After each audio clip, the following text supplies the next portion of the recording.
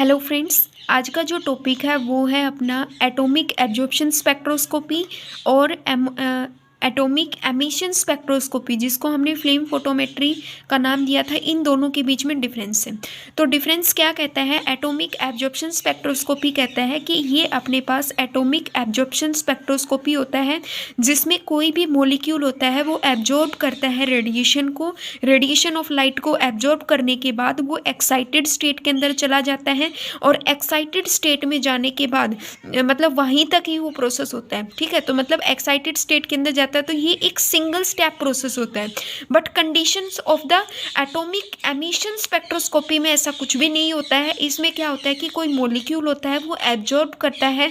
ठीक है, कोई मॉलिक्यूल होता है वो एब्जॉर्ब करता है फ्लेम, एब्जॉर्ब करता है रेडिएशन को।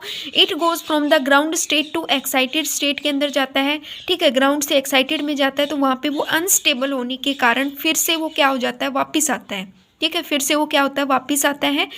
क्यों आता है? ड्यू टू अनस्टेबिलिटी के कारण। बट ड्यू टू अनस्टेबिलिटी के कारण वो एक्साइटेड स्टेट से वापस अपनी ग्राउंड स्टेट में आएगा। ड्यूरिंग द ग्राउंड स्टेट में जब वो आता है तो वो रेडिएशन को इमिट करता है। इसी प्रोसेस को हम क्या बोलते हैं? एटॉमिक एमिशन स्पेक्ट्रोस्कोपी और फ्लेम फोटोमेट्री बोलते हैं। नेक्स्ट प्रोसेस कहता है कि अपनी जो एटॉमिक एब्जॉर्प्शन स्पेक्ट्रोस्कोपी होती है वो किससे, जो एटॉमिक एब्जॉर्प्शन स्पेक्ट्रोस्कोपी होती है ये अफेक्ट होती है बाय टेम्परेचर ऑफ फ्लेम के ऊपर। और एटॉमिक एब्जॉर्प्शन स्पेक्ट्रोस्कोपी, सॉरी यहाँ पे लिखना था एटॉमिक एमिशन स्पेक्ट्रोस्कोपी, जो होती है ये अफेक्ट होती है बाय टेम्परेचर ऑफ फ्लेम के कारण अफेक्ट होती है।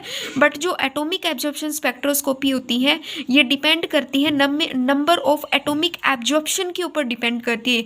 मतलब इमिशन स्पेक्ट्रोस्कोपी तो टेम्परेचर ऑफ फ्लेम के ऊपर डिपेंड करती है और atomic absorption spectroscopy atomic absorption के ऊपर डिपेंड करती है।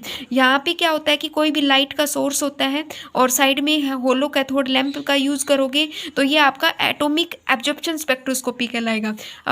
ओनली फ्लेम का यूज करोगे तो आपका एटॉमिक एमिशन कहलाएगा। मेटल सैंपल को हम क्या करेंगे, इस फ्लेम के ऊपर डालेंगे। फ्लेम में कोई ना कोई कलर आएगा, उस कलर को हम एम्पलीफायर या फिर डिटेक्टर की हेल्प से शो मतलब उसको हम मतलब वेरीफाई कर लेंगे कि कौन सा मेटल उसके अंदर प्रेजेंट है।